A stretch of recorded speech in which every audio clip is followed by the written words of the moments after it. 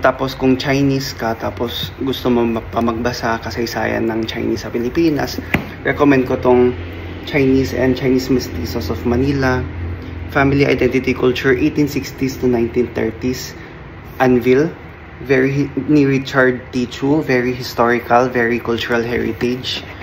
Kasaysayan talaga. Tapos, The Chinese Question, Ethnicity, Nation, and Region in and Beyond the Philippines ni Caroline Howe. Nakaraming existential crisis din ako sa pagbabasa nito na for MATCs. And syempre, pag sa usapin ng Chinese studies, hindi mawawala si Teresita Ang-See. So, meron ako nung Chinese in the Philippines, Problems and Perspectives, Volume 2, Volume 3, Volume 4, and Volume 5. Wala ako ng Volume 1. Hindi ko alam saan makakabili. Yun lang. Padamihan lang tayo ng existential crisis.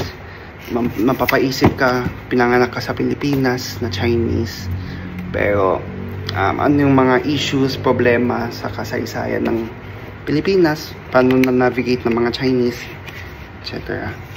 At may pirma pa ni Teresita Ang-See. Yun lang. Basa-basa.